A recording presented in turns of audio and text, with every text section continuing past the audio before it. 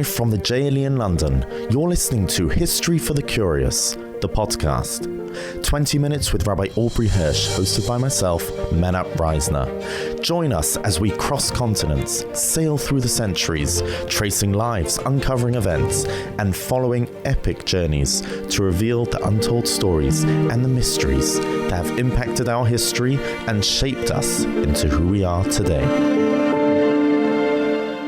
What was happening to her family at this time? Were they alive? Yes. By 1942, they realized the implications of wearing the Star of David, the yellow star, and they gave up wearing it. But they were quite well known in their own neighborhood, and there was a danger of being arrested, which grew with each passing day. Eventually, they agreed to hand over their tailoring business to a non-Jewish partner called Oscar Estournier, who moved into the building with his wife to run the business for officially half the profits, and agreed to allow her parents to keep a low profile and continue living in the building. Helene was obviously constantly concerned for their safety because she was aware of what was happening to the Jews of Brussels. But her parents did not, and in fact could not know about her double identity because she couldn't endanger them. And therefore, when she suggested that they try and flee to Switzerland, her father rejected the suggestion because it was, coming from a little girl, basically, not somebody who was in the Gestapo office. And she always felt torn that she's helping others and not able to concentrate on her own family. And eventually, Monday, December the 7th, 1942,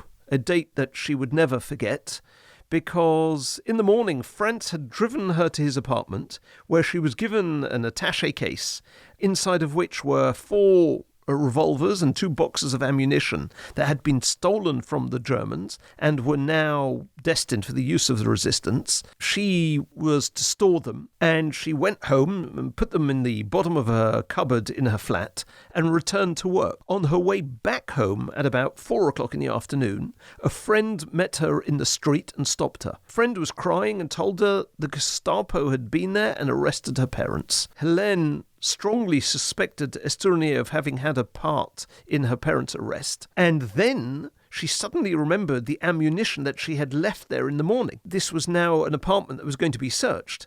She knew she had to retrieve it, and late at night, she came back. She's halfway up the stairs when this Estournier comes out into the hall. He gives a cry of surprise, and then he recovers. He shouts at her, "What are you doing here this time of night? You're not allowed to enter the apartment. The door's been sealed by the Gestapo." She comes down the stairs, pulls out her gun, and orders him back into the shop. And turning to him, she says, "You're going to walk upstairs in front of me and open that sealed door with your own hands, and don't forget that your life is in my hands." But he had no idea that she was a daughter there. No, she did still live in that flat. It's just that she was out during the day, officially working as a nanny in somebody's house. A nanny with a gun. Well, that was the first he'd seen of it. She retrieves the ammunition and begins a frantic race to save her parents' life, because they were being held temporarily in Mechelen, in Malines,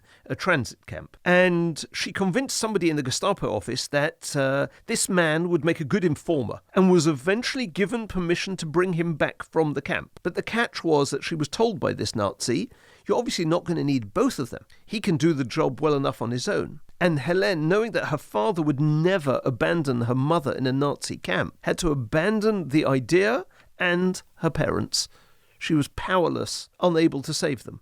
And on the 20th of April 1943, they were deported to Auschwitz, where they were murdered in the gas chambers, murdered by the Nazis together with 6 million other victims. Incredibly enough, she received a postcard from her father in Auschwitz in ways that are unknown to this day, and this card is on display at the museum. Back in Gestapo headquarters a month later, she was filing some documents when her eye caught Estournier on a letter addressed to the chief of the Gestapo that had been written, in which he said it was deemed his duty to report the family of Jews who were hiding on the first floor of the house in which he lived, Mr. and Mrs. Moskowitz and their daughter Helene. And the underground decided that Estournier would be allowed to live because it might create too much suspicion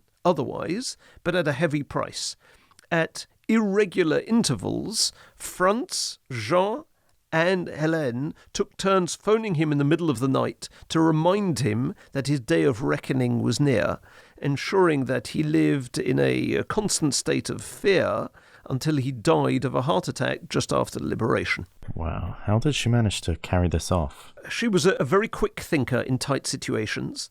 She was determined, she was driven, and, she experienced multiple miracles. I mean, some of the stories are almost too crazy to believe, but we have documentation. There was one day where she was called into Muller's office because his secretary had taken ill, and she was given a list of 75 Belgian Jews, most of them well-to-do businessmen or professionals who'd remained in Brussels, who were to be arrested. He needed her to translate the arrest notice into French and pass it on to the police with all the addresses. So obviously she wrote down a copy of every name and address, and her cell met that evening to contact everybody on that list and warn them. It's nearly impossible to persuade someone over the phone who doesn't know you, who's a strange voice, that they are about to be arrested by the Gestapo. Yet, when the Gestapo actually went to make their arrests, they returned with a report that all but 7 people had been away. Thankfully, most of the people had headed off, listened to her warnings.